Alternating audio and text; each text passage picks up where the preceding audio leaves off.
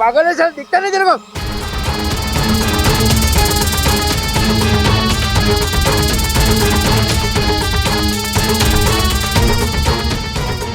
आप ठीक तो? चोट नहीं लगी ना?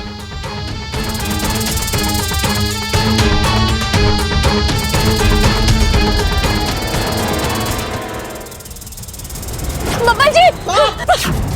क्या?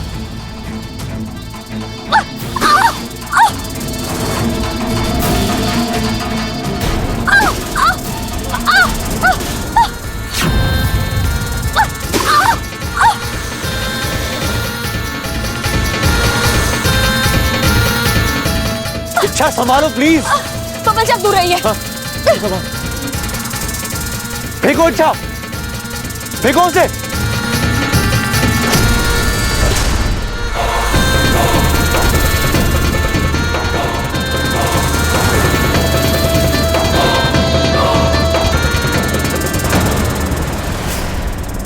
इच्छा संभाल कर, इच्छा, इच्छा।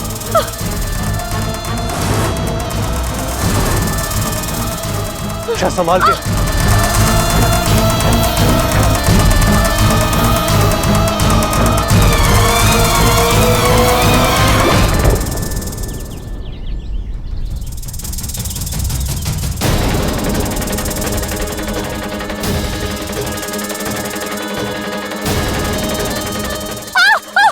इच्छा,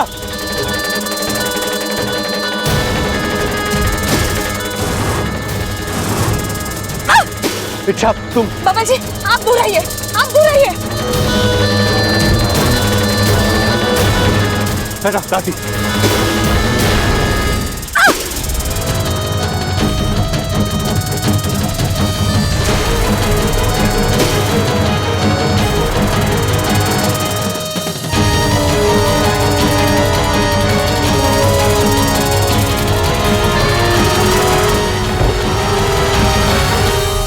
बबल जी आप ठीक तो हो? बेटा थैंक यू। चलिए।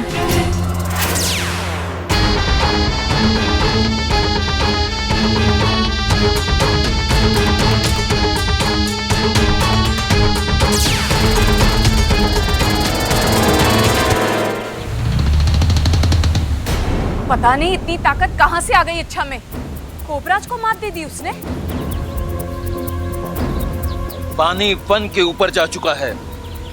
इच्छा के विरोधी तेवर अपनी हदें पार कर रहे हैं। वो ना तो खुद बबल को मार रही है और ना ही हमें उसे मारने दे रही है। अगर ऐसा ही चलता रहा तो हम नागिस्तान के नियमों पर कभी भी अमल नहीं कर पाएंगे।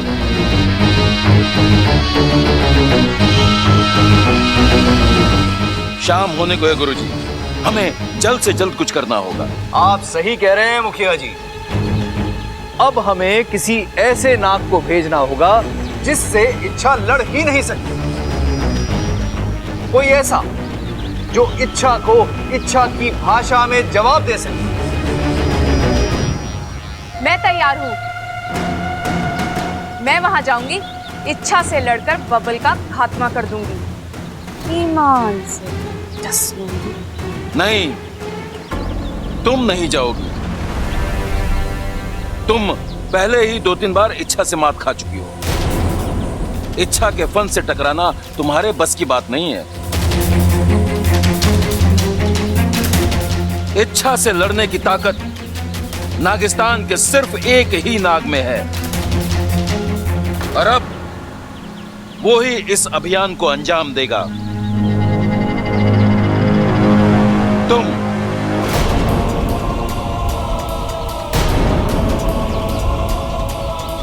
तुम जाओगे इंसानी बस्ती। मुखिया जी मैं कैसे? मैं जानता हूं कि तुम्हारे लिए आसान नहीं है, लेकिन एक तुम ही हो जो। नहीं मुखिया जी, मैं आपके सामने फन फैलाता हूँ, अपनी पूंछ रगड़ता हूँ। मुझसे ऐसा पाप मत करवाइए। एक बाप अपने ही फन से अपनी सपोली को कैसे? हम तुम्हें इच्छा को मारने के लिए नहीं कह रहे हैं शेषु। तुम्हें इच्छा को बबल की ढाल बनने से रोकना है और बब्बल को मारना है। जाओ शेषु, इच्छा को उसके कर्तव्यों का एहसास दिलाओ। बताओ उसे कि नागिस्तान ने उसके लिए क्या क्या किया है। आज अपने प्यार की खातिर जिस जिंदगी को वो दांव पर लगा रही है, वो जिंदगी भी नागिस्तान की ही देन है। लेकिन मुखिया जी। शेषु, हमारी इच्छा से कोई दुश्मनी नहीं है और ना ही बब्बल से, लेकिन अब हालात ही कुछ ऐसे हैं कि मजबूरन हमें। मैं आपकी बात समझ रहा हूं, लेकिन बब्बल मेरा दामाद है, मेरे परिवार का हिस्सा है। मैं ना ही उसका घात कर सकता हूं, ना ही इच्छा का। जज्बाती होकर मत सोचो शेषु, हमारे पास अब ज्यादा वक्त नहीं है। तुम अभी जाओ और जाकर बब्बल को खत्म कर दो। और यदि इच्छा बीच में आए तो उसे कैसे संभालना है, यह तुम अच्छी तरह से जानते हो।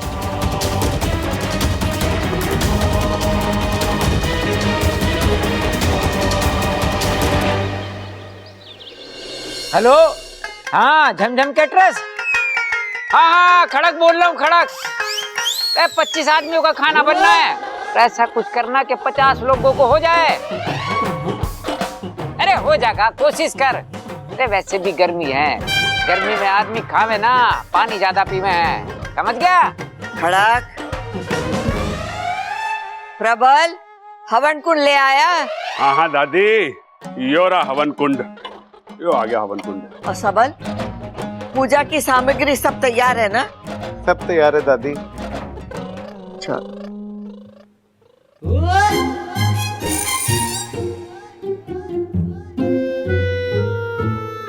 अरे छोटे हैं? अरे हवन कुंड को ऐसे क्यों घूर रहा है? अरे भाई, मैं ये देख रहा हूँ कि मेरी शादी का हवन कुंड कब ऐसे रचेगा, कब मैं अपनी बीवी के साथ इसके साथ फेरे लूंगा,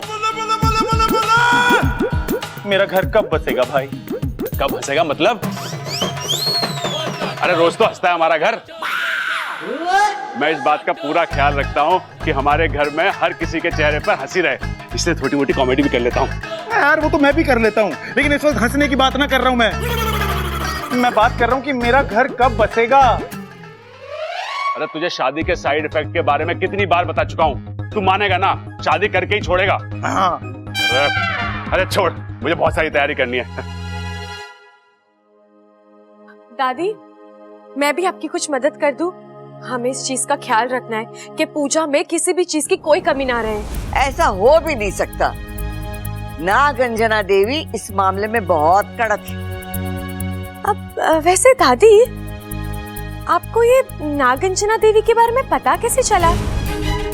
अरे ऐसे लोगों का थोड़ी ठिकाना होता है, आज यहाँ कल वहाँ। मैं पंडित जी से अपने घर के सर्प दोष के बारे में बात कर रही थी। बातों बातों में उन्होंने बताया एक सपेरन आई है, नागंजना देवी, जो शिव जी का मंदिर है ना, उसके पीछे काली पहाड़ी है, वहां ठहरी और वो इस सारे दोष निकाल देती। तब मुझे याद आया कि मेरी माँ भी इनकी गुरु माता के पास जाती थी, तो मैं भी चली गई।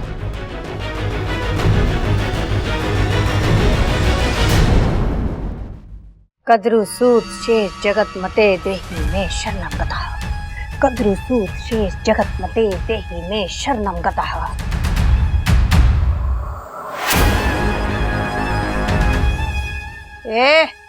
जल्दी करो, जल्दी भरो सामग्री।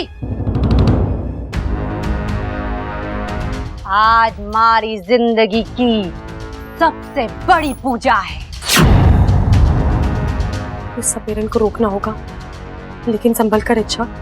अगर इसने तुझे देख लिया तो ये तुझे एक झटके में ही पकड़ लेगी। गुरु मैया आशीर्वाद दीजिए कि आज हमारी पूजा सफल हो जाए। नहीं नागंजना देवी, तेरी पूजा संपन्न तो दूर, मैं शुरू ही नहीं होने दूंगी।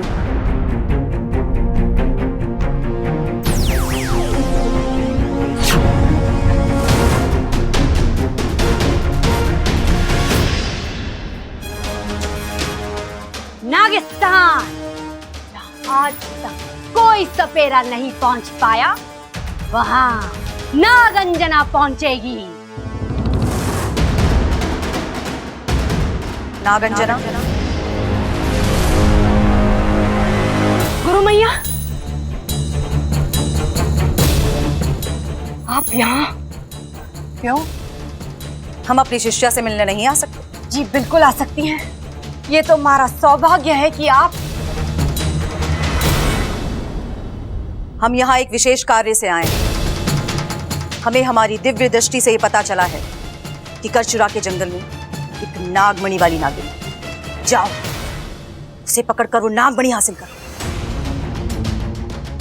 जो आ गया गुरु मैया, बस आज की इस पूजा संपन्न कर लूं, फिर नहीं। ये सब कुछ इंतजार कर सकता है, पर वो नागमणि, वो मुझे अभी चाहिए। और ये मेरा आदेश है। जाओ, मेरे आदेश का पालन करो। जो आ गया। चलो।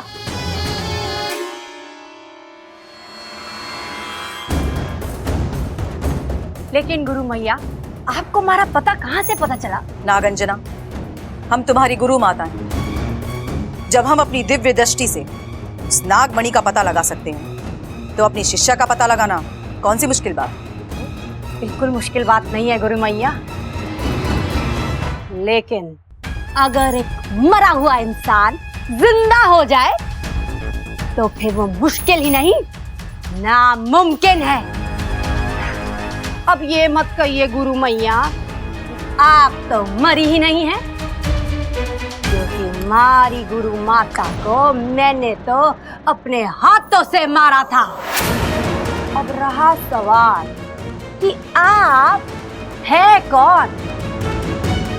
जाहिर है तुम एक इच्छाधारी नागिन हो।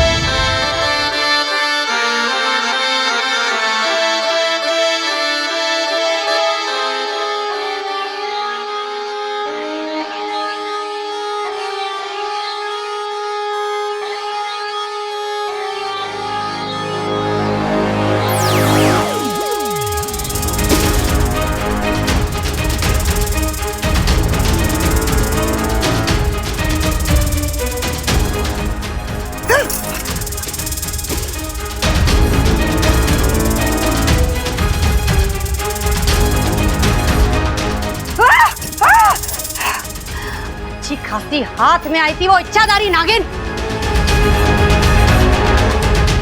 उस संगीत की आवाज ने सारा खेल बिगाड़ दिया। पता नहीं कौन थी, यहाँ क्यों आई थी?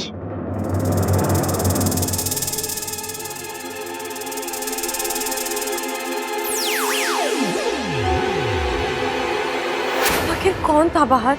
और वो संगीत अचानक वो कहां से शुरू हुआ? लगता है किसी ने जानबूझकर बजाया था। जरूर कोई मसीहा होगा जिसने एन वक्त पर आकर मेरी मदद की। कौन है? कौन है?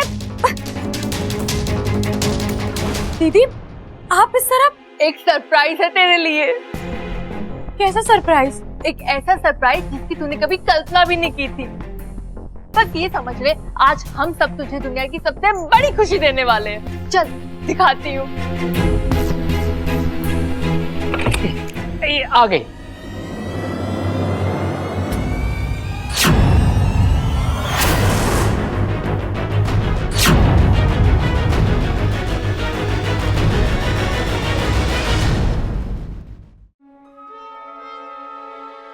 गौर से देख इन्हें और पहचानने की कोशिश कर। इच्छा, ये तेरे पिताजी है।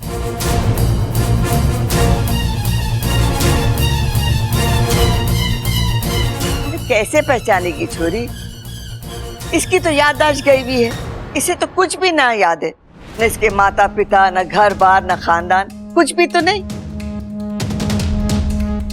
लेकिन छोरी, ये जो तेरे पिताजी है ना, इन्हें सब कुछ याद है कि तू कहाँ से खोई थी, कैसे खोई थी। अरे तेरे बचपन की छोटी छोटी बातें इन्हें याद है। तू बचपन में कैसे दिखती थी, कैसे बोलती थी, कैसा सोचती थी, ऐसी कई सारी बातें इन्होंने गिनवाई है। छोरी, इतने सारे सबूत दिए हैं इन्होंने, मानना तो लागे है कि यही तेरे पिताजी हैं। मैंने आपको पहले भी कहीं देखा है।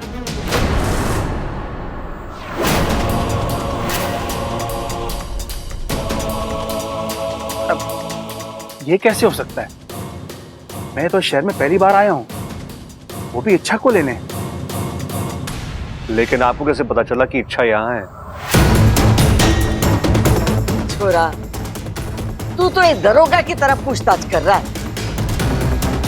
पूछने दीजिए कौशल्या देवी, मैं बताता हूँ।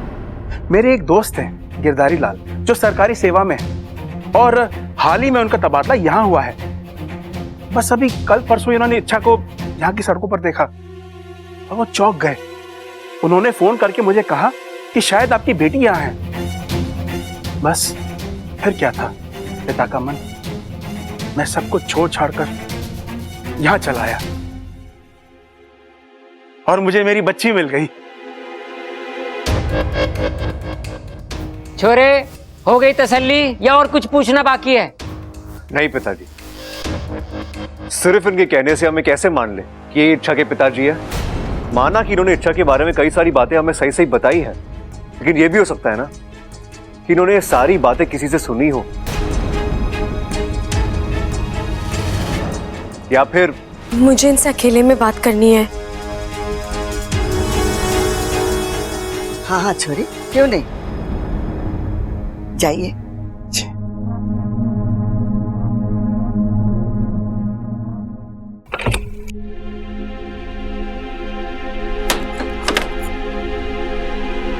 पिताजी, पिताजी, ये सब नहीं इच्छा, मेरे करीब मत आओ,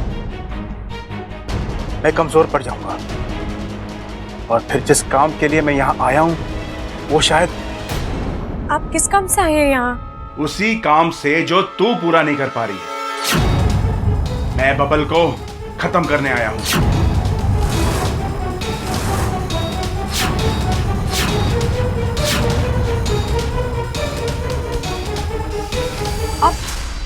आप बबल जी को मारने आए हैं यहाँ? पिताजी, बबल जी आपके दामाद है। आप अपने हाथों से अपनी सपोली का सुहाग कैसे उछाल सकते हैं? इच्छा, जज्बात अपनी जगह है और काम अपनी जगह। मैं यहाँ अपना फर्ज निभाने आया हूँ, नागिस्तान को बचाने आया हूँ। कुछ फर्ज रिश्तों से भी बड़े होते हैं। नहीं, आप झूठ बोल रहे हैं। आप अपनी सपोली के साथ ऐसा कर ही नहीं सकते। ये ऐसा नहीं करना चाहता हूँ, लेकिन मैं मजबूर हूं। बब्बल अगर जिंदा रहा तो नागिस्तान का अस्तित्व खतरे में पड़ जाएगा।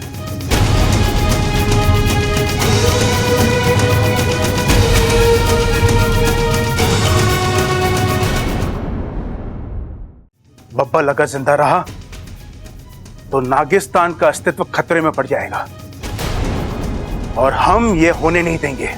लेकिन पिताजी, जो हुआ उसमें बब्बल जी का क्या दोष है? वो तो हालात के हाथों मजबूर हैं। और फिर नागिस्तान को डर उस सपेरन से है ना, फिर आप उस सपेरन को मारकर। बात को समझने की कोशिश करो अच्छा। एक सपेरन को मारकर इस मुश्किल का हल नहीं निकलेगा। कल को कोई और सपेरन उठकर खड़ी हो जाएगी। जब तक बबल के मन में नागिस्तान जिंदा है, ये खतरा बना रहेगा। इसलिए नाग स्मृति में लिखा हुआ है, कोई भी इंसान जिसके दिमाग में नागिस्तान की स्मृति अंकित है, उसे मरना होगा। अगर ऐसा है तो आप भी मेरी बात सुन लीजिए। मैं बब्बल जी को कुछ नहीं होने दूंगी। उनकी पत्नी होने के नाते उनकी रक्षा करना मेरा फर्ज है और मैं वो फर्ज निभाऊंगी, हर हाल में निभाऊंगी। कैसे निभाएगी तू? इतनी ताकत नहीं है तुझ में। देखा नहीं, उस सपेरा ने तुझे पकड़ ही लिया था, मार देती तुझे वो। ये तो मैं वक्त पर पहुंच गया और दूसरी दोन बजा दी, ताकि तुम पर उस सपेरन की बीन का असर ना हो।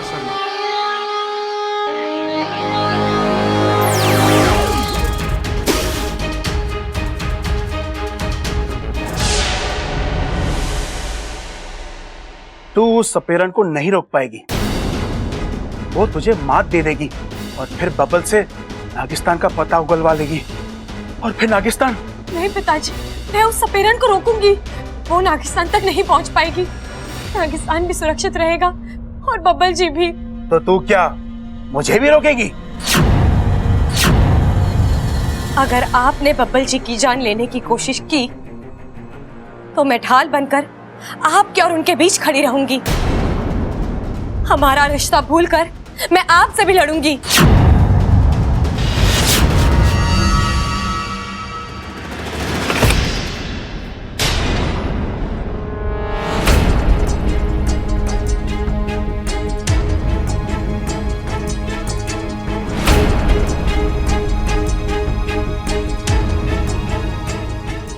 हो गई बात?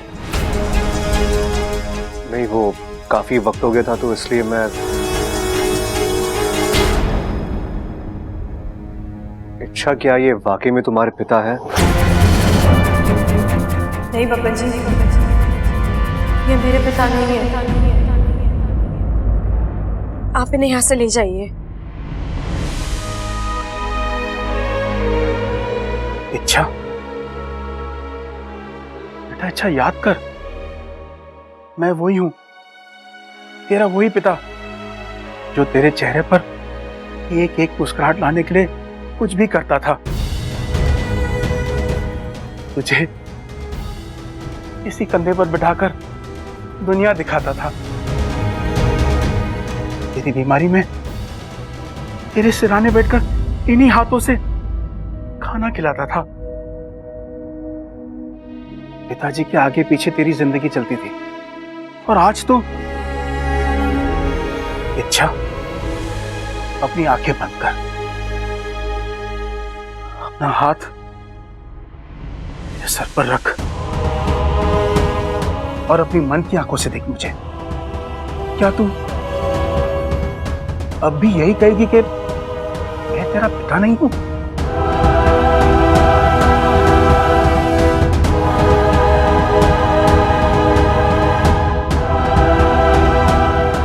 मुझे माफ कर दीजिए, मैं आपको पहचान नहीं पाई, लेकिन अब मैंने आपको पहचान लिया है। मुझे सब कुछ याद आ गया है, सब कुछ। आप ही मेरे पिता हैं।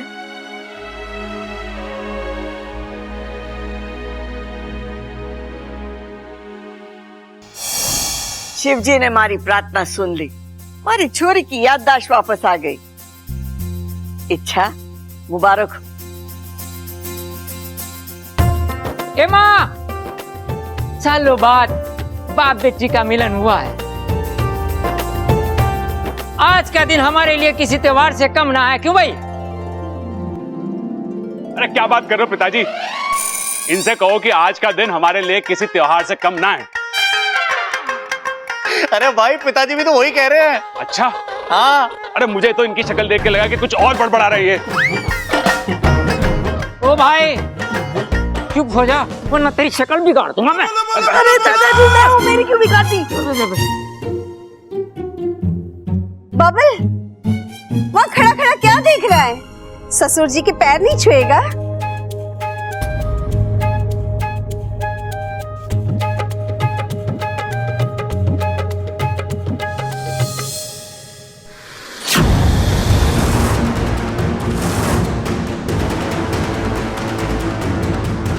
आपकी छोरी बहुत प्यारी, बहुत संस्कारी। 6 महीना पहले हमारे पोते बबल को मिली थी, इस घर में आकर रहने लगी, पहले बेटी बनकर और फिर बहू। अरे हमारे घर में तो एक पत्ता भी ना हिलता उसकी मर्जी के बिना।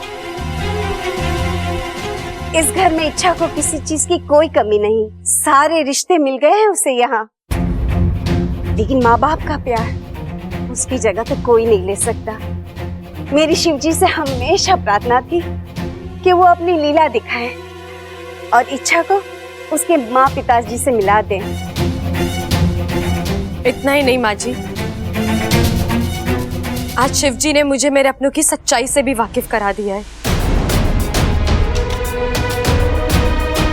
इच्छा की खुशी इस घर की खुशी, और ये खुशी हम जोर शोर से मनाएंगे। कल इस घर में जश्न होगा। अरे कल क्यों दादी, आज क्यों नहीं?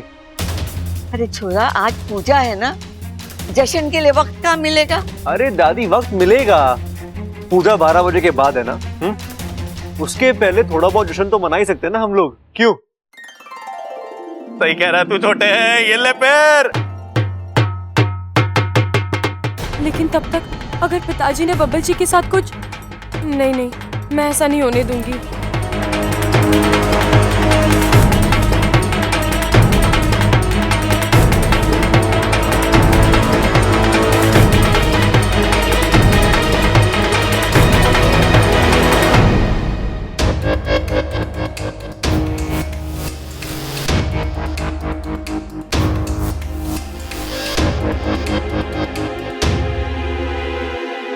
अब क्या हुआ?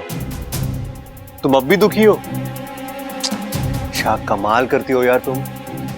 इतने दिनों बाद तुम्हारी याददाश्त वापस आई है, तुम अपने पिताजी से मिली हो। अरे तुम्हें तो खुश होना चाहिए।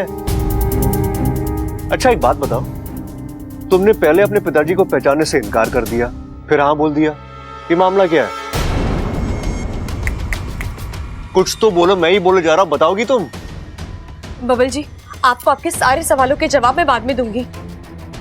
पहले आप मेरी बात ध्यान से सुनिए। आप मेरे पिताजी से दूर रहेंगे। क्यों? प्रॉब्लम क्या है? अरे अच्छा, मुझे तो वो अच्छे लगे। मेरा मतलब है कि उन्होंने इतने सबूत भी तो दिए कि वो तुम्हारे पिता है। तो फिर? अच्छा, उनकी बताई हुई कहानी में और तुम्हारी कहानी में कोई फर्क है क्या? तुम उन्हें पसंद नहीं करती हो? नहीं, ऐसा कुछ नहीं है। तो फिर बात क्या है? वो मैं आपको अभी नहीं बता सकती बब्बल जी। और आप मुझसे बिना कोई सवाल किए मेरी बात नहीं मान सकते क्या? नहीं मान सकता। तुम जब भी मुझसे कुछ छुपाती हो ना, मुझे डर लगता है तुम्हारे लिए, चिंता होती है तुम्हारी, टेंशन होता है मुझे। अच्छा, हम पति पत्नी हैं, तो हम दोनों के बीच लुका छुपी किस लिए? खुलकर बताओ ना, बात क्या है? अच्छा, कहीं तो मैं ऐसा तो नहीं लग रहा कि वो तुम्हें अपने साथ ले जाएंगे? हाँ, यही डर है मुझे। अच्छा, पागल हो तुम? हाँ, कुछ भी सोचती हो यार। अरे अच्छा, तुम्हारे पिता तो क्या मौत भी हम एक दूसरे से अलग नहीं कर सकते? बब्बल जी, ऐसी बेहुदा बातें मत कीजिए। क्या हो जाता है तुम्हें?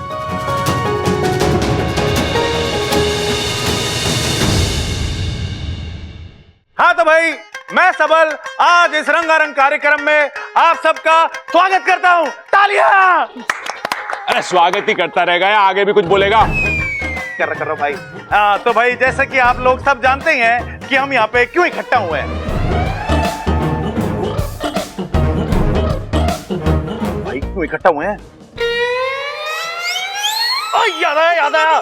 हाँ बब्बल, आज मेरे छोटे भाई बब्बल का जन्मदिन है। तालियां! चंचल, मारा लठ लेका। आज इसकी अकल ठिकाने लगानी है, मरने तो अरे पिताजी आराम से। भैया, ये जश्न मेरे जन्मदिन का नहीं है, इच्छा और उसके पिताजी के मिलने का जश्न है। हाँ तो भाई, इस रंगारंग कार्यक्रम की धमाकेदार शुरुआत करने जा रहा है आप सभी का प्यारा सबल। तालियां! बजा दो।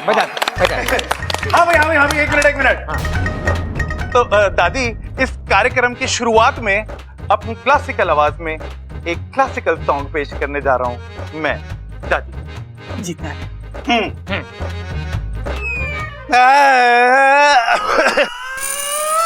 आ रहा है। एक मिनट।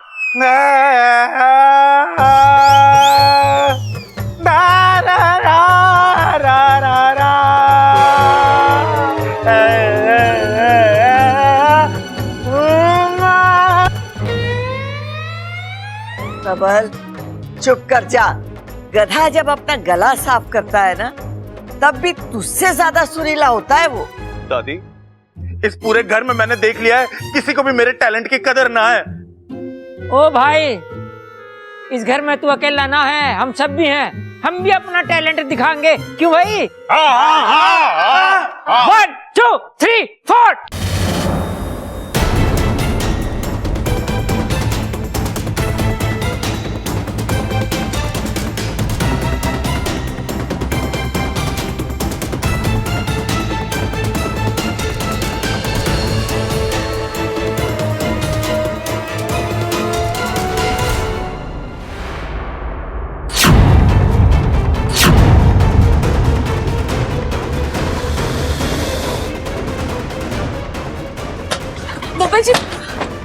बब्बल जी आइए, बैठिए यहाँ पर। अच्छा, मैं बैठिए।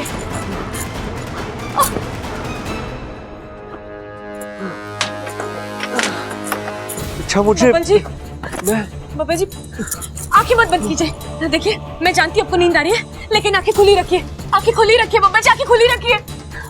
बब्बल जी, बब्बल जी, लगता है पिताजी ने बब्बल जी को डस लिया है। उनका जहर तो मुश्किल से 3 मिनट बचे हैं, उससे पहले बब्बल जी को बचाना होगा, वरना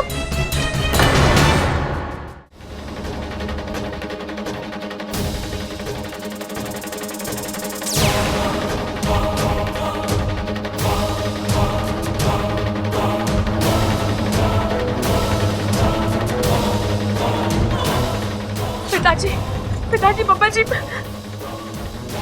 मेरे जहर से उसे बचाना मुश्किल है। अच्छा, तुम ये नहीं कर पाओगे। पिताजी ऐसा मत कीजिए, मेरे बब्बल जी को बचा लीजिए। अगर उन्हें कुछ हो गया तो मैं जिंदा नहीं रह पाऊंगी। मैं आपकी पूंछ पकड़ती हूँ, फन रगड़ती हूँ, प्लीज मेरे बब्बल जी को बचा लीजिए उन्हें। अच्छा, चलो यहाँ से। छोड़िए मुझे। अच्छा, मैंने कहा चलो, छोड़ो से, कोने दो से। छोड़िए।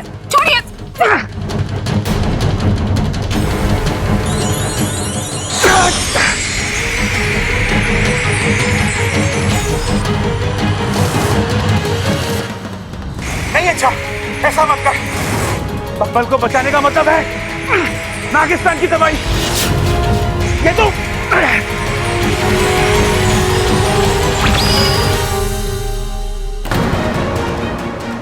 चल।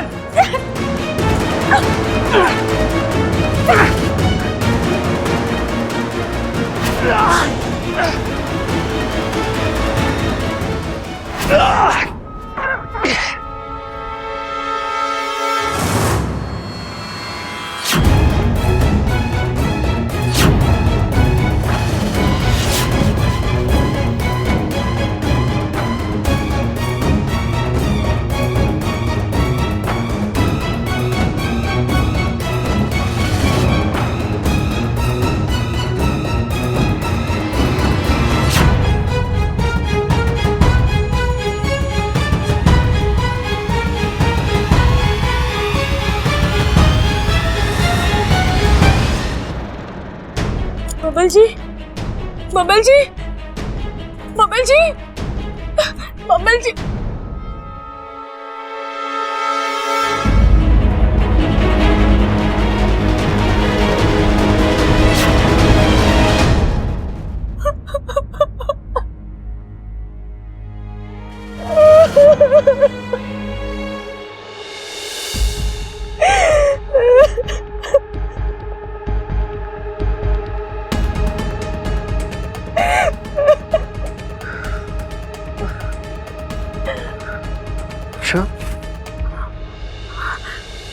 बब्बल जी, आप ठीक है?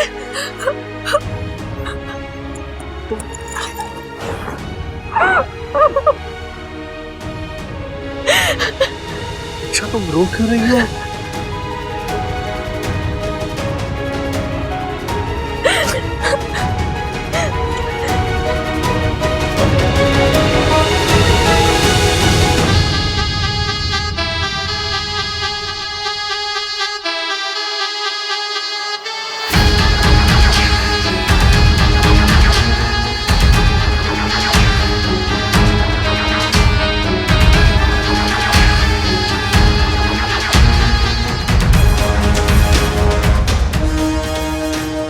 कौशल्या जी, प्रणाम। प्रणाम। पूजा की तैयारी हो गई? आपने पूजा के लिए जो जो सामग्री कही थी सब लाके रखी। हमारी तरफ से भी हम पूरी तैयारी करके आए हैं। वो देखो जी, बब्बल भी आ गया।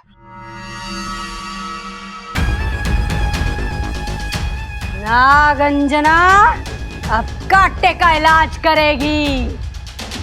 सारा डर, सारी चिंता आधे में हवा हो जाएगी। ए चोरे, आंखें खोल और तमाशा देख। अब नाग दोष से सारी मुक्ति निश्चित है। लेकिन नागंजना जी, वो जिसकी वजह से नाग दोष हुआ है उसका क्या? उसकी भी पूंछ कटेगी।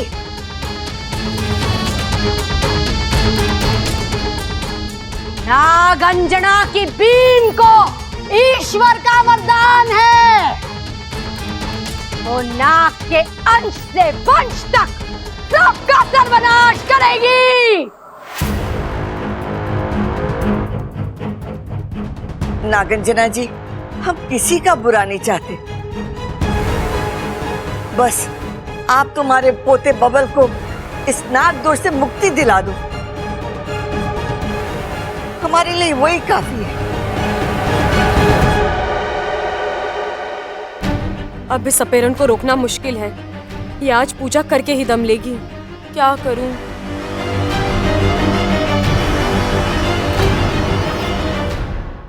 ए छोरे, चल मेरे साथ। हाथ? अरे नाना बबल, हाथ मत देना। अरे नागंजना जी, इस बेचारे के पास गिन चुन के 2 ही हाथ हैं। अगर आप एक हाथ ले लोगी तो बेचारे को बड़ी तकलीफ होगी। काम कैसे करेगा वो? अरे भाई, वो हाथ नहीं कह रही है, वो कह रही है चलो मेरे साथ। ओह अच्छा, तो पूजा यहाँ पे ना होगी क्या? ना, खास पूजा के लिए खास जगह होवे है। अब नागंजना की बीन वहां बजेगी जहां से पूरा चांद दिखाई देता है। इस पूजा में चंद्रमा के दर्शन का बड़ा महत्व होवे है। सामग्री उठाओ। रबिल भैया, आप भी बबल जी के साथ जाइए ना। खाइए। अरे बबल तो कुछ खा ही नहीं रहा, उसके साथ मैं क्या खाऊं? खाइए नहीं भैया, जाइए बब्बल जी के साथ पूजा करने। अच्छा अच्छा, उसे कंपनी देनी है पूजा में। हाँ ठीक है, छोटे पिताजी चलो। ये बक रहा है तू? छोटे पिताजी बोल रहा है? मतलब छोटे पिताजी। चलो चलो। हाँ चलो। आई आई आई आई आई।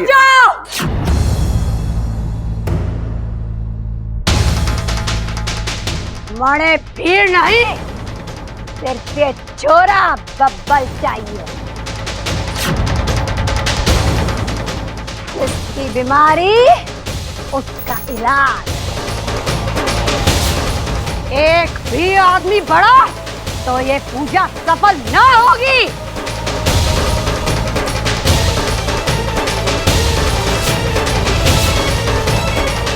ना ना ना, कोई ना जावेगा। बबल छोरा, तू अकेला इनके साथ जा और जैसा ये कहे, जो कहे वो करना। बस हमारे छोरे को नाग दोष से मुक्ति मिल जाए और हमें कुछ न चाहिए। चलो।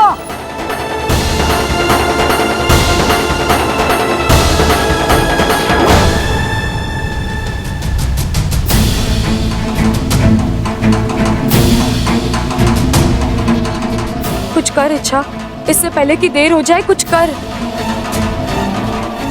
आखिर कब तक हम फन पर पूछ डालकर बैठे रहेंगे? हमें कुछ करना होगा। इस सपेरन को रोकना होगा हमें। वो बबल को अपने साथ ले गई है किसी भी वक्त पूजा शुरू कर देगी। अगर एक बार पूजा शुरू हो गई तो अनर्थ हो जाएगा। उसे रोकेगा कौन? कोबराज को इंसानी बस्ती भेजा था, लेकिन वो भी फन छुपाकर लौट आया। अब उससे खतरनाक नागिस्तान में है कौन? उस सपेरन से 2 फन करना आसान नहीं है। कौन लेगा ये जिम्मा? कोई नहीं है, और अगर होता भी तो कोई फायदा नहीं था। नागंजना के पास दिव्य बीन है, जिसे देवों का आशीर्वाद प्राप्त है। नागिस्तान के ताकतवर से ताकतवर नाग भी उस बीन के आगे कमजोर पड़ जाएंगे।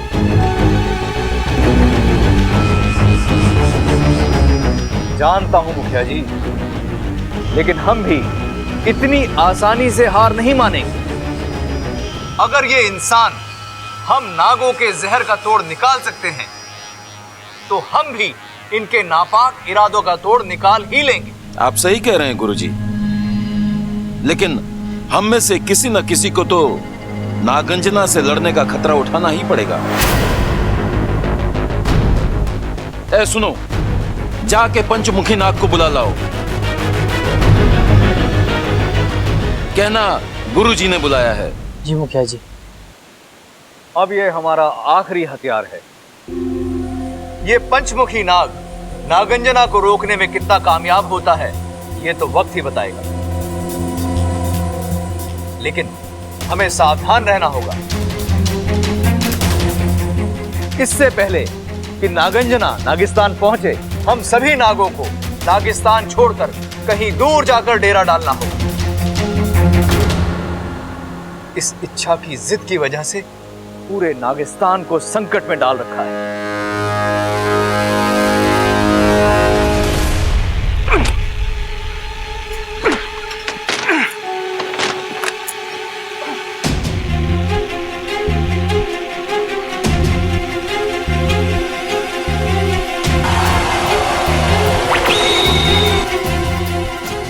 माफ कीजिए पिताजी, मैं आपको इस तरह अकेले, लेकिन आपने और कोई विकल्प ही नहीं छोड़ा। आप मेरी बात सुन लेते तो। लेकिन अब कोई फायदा नहीं है इन बातों का। मैंने आपको आजाद कर दिया है। चले जाइए यहाँ से और मुझे अपना काम करने दीजिए। वो सपेरन, वो बब्बल जी को अपने साथ ले गई है। मुझे हर हाल में उसे रोकना है। और नहीं रोक पाई तो जिद जिद जिद, तेरी जिद आज नागिस्तान को बर्बादी की ओर ले जा रही है। आज अगर ये पूजा पूरी हो गई तो नागिस्तान ध्वस्त हो जाएगा।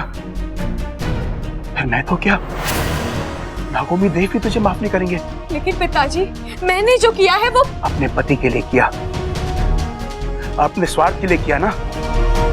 तेरी अपनी खुशी नागों की जिंदगी से कब से बढ़कर हो गई। पिताजी, आप ऐसी बातें। आज तक मैं फन चौड़ा कर नागों के सामने घूमता था, उनसे गर्व से कहता था कि तू मेरी सपोली है। लेकिन आज तूने शर्म से मेरा फन झुका दिया।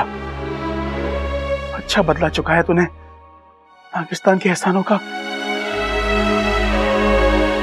नहीं पिताजी, मैं ना ही नागिस्तान वासियों के एहसान भूली हूँ और ना उनका प्यार। यकीन मानिए, इच्छा मर जाएगी, लेकिन उस सपेरन को नागिस्तान नहीं पहुंचने देगी। अच्छा, कैसे रोकेगी तू उसे? वो कोई आम सपेरन नहीं है। उसके पास जो बीन है उस पर ईश्वर का वरदान है। कल को पूरा नागिस्तान भी उसे लड़ने उतरेगा तो नहीं जीत पाएगा। आप ही ने सिखाया पिताजी, जीत ताकत से नहीं जज्बे से हासिल होती है, और वो जज्बा है मुझ में। मेरे इरादे नेक हैं। आपका आशीर्वाद, बब्बल जी का प्यार है मेरे साथ। मैं लड़ूंगी भी और जीतूंगी भी। शेषो नमस्तुभ्यं समुद्र जल वासनम। शेषो नमस्तुभ्यं समुद्र जल वासनम। शेषो नमस्तुभ्यं समुद्र जल वासनम।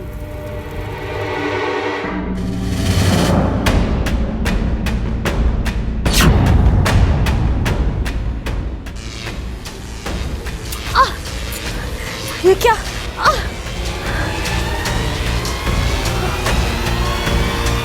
जादुई चाल?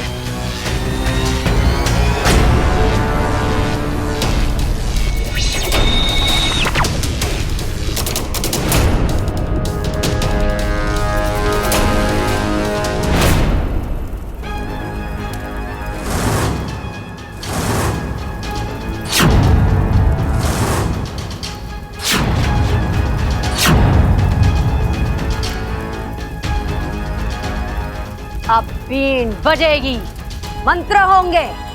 जैसे जैसे असर बढ़ेगा, बब्बल का दिमाग हमारे काबू में होगा। और उसके बाद वो जो भी सोचेगा, जो भी याद करेगा, वो सब एक एक चीज इस हवन में दिखाई देगी। नागिस्तान के लोग, नागिस्तान का वो मंदिर और नागिस्तान जाने का रास्ता भी। नागंजना, सारे तो वारे न्यारे होने वाले हैं।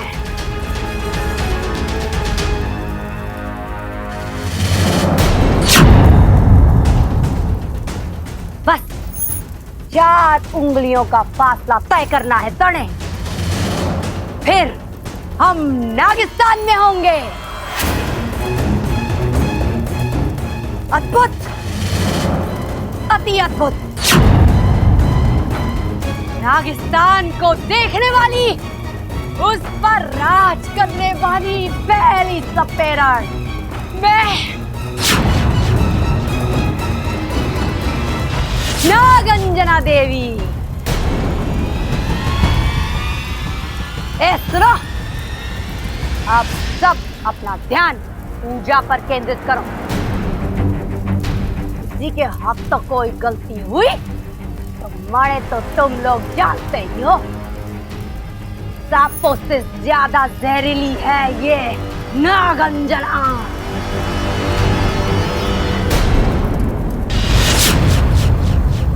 अब नागिस्तान को बचाने का एक ही उपाय है, बब्बल जी के शरीर में से अपनी आधी जान वापस लेनी होगी। जैसे ही जान निकलेगी, उनका दिल धड़कना बंद होगा, दिमाग काम करना बंद कर देगा और वो सपेरन इस हवन में कुछ नहीं देख पाएगी। मुझे माफ कर दीजिए बब्बल जी। वाह महाप्राद्यर्थे नित्य यश दान मध्यते।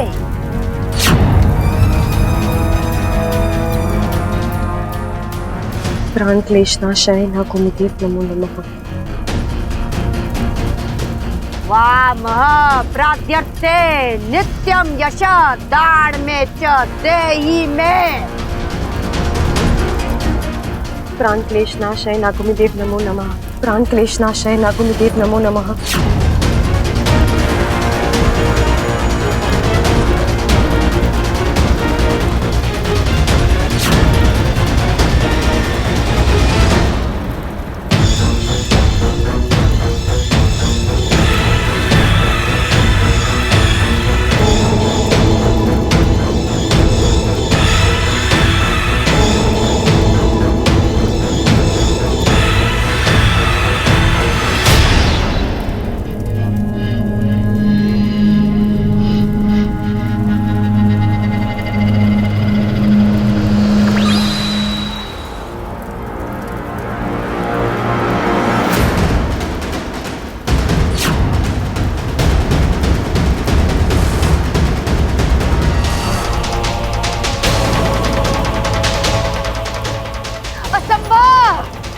हमारी पूजा असफल नहीं हो सकती।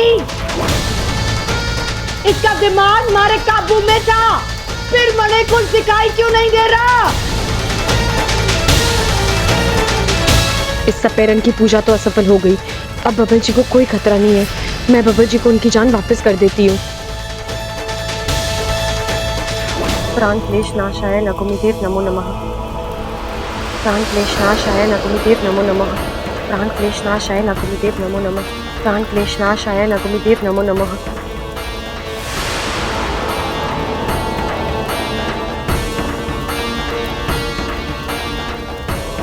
देवी जी, ऐसा भी तो हो सकता है कि इसे नागिस्तान के बारे में कुछ पता ही ना हो, झूठ बोल रहा हो लेकिन कल इसने जो बातें कही वो बातें कहीं सुनी भी तो हो सकती है ना।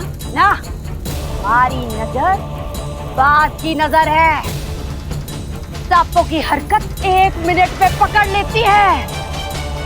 नागिस्तान का नाम लेते वक्त इसका पत्ता अजीब सा था, आंखों में चमक थी। मणे यकीन है कुछ गड़बड़ है। देवी जी, हो सकता है इसने हमारे साथ कोई छल किया है। छल किया है नहीं, छल किया जा रहा है। मैंने इसे उस दिन रूप बदलते हुए देखा था। यही है वो इच्छाधारी नागिन।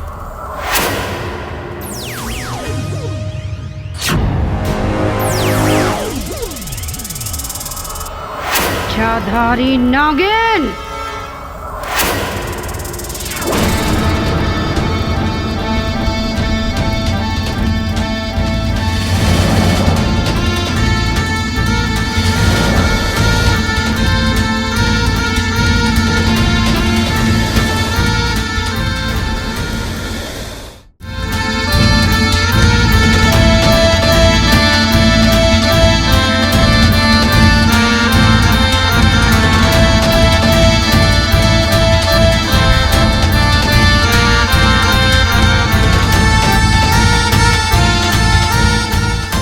इच्छा, हे रुक जाओ।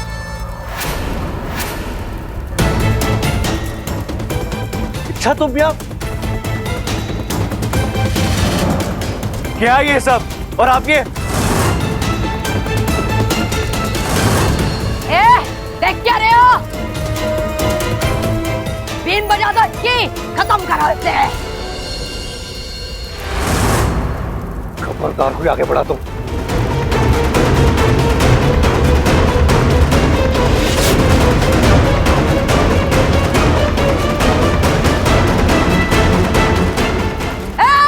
डरते क्यों? मार दो उसे। रुक जाओ। जो जहां खड़ा है वहीं खड़ा रहेगा। मैंने जमीन पर मिट्टी का तेल गिराया है। अगर किसी ने भी हिलने की कोशिश की तो आग लगा दूंगी। हमें जाने दो यहाँ से, वरना सब के सब जल के खाक हो जाओगे। बब्बल जी, आप सबके हाथ से बीन ले लीजिए।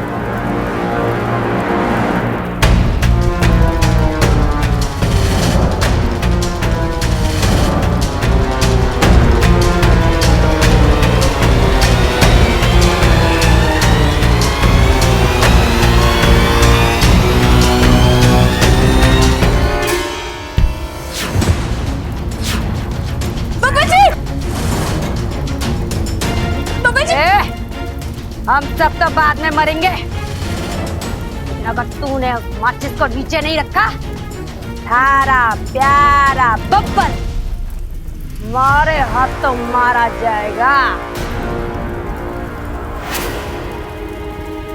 मैं सपेरण हूँ, लेकिन सांपों से ज्यादा जहरीली। क्यों कर रही है आप ऐसा? आप चाहती क्या है? हमें मांग कर आपको क्या मिलेगा? छोरा बहुत मासूम है, भोला है। चल आज तड़े मैं चमत्कार दिखाती हूँ। छोरी, क्या नाम है तारा? हाँ, इच्छा। थारा पति बब्बल कुछ पूछ रहा है, जवाब नहीं देगी हैं? से भी तो दर्शन दे अपने असली रूप के।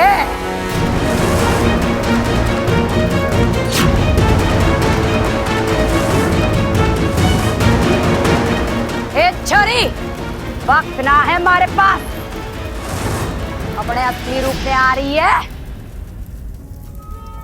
या किस्सा खत्म कर दो इसका।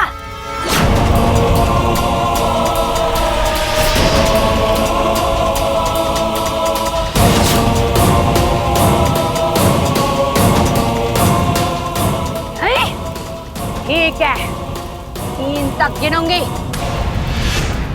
तब तक जो मैं चाहती हूं कर ले, वरना 1 2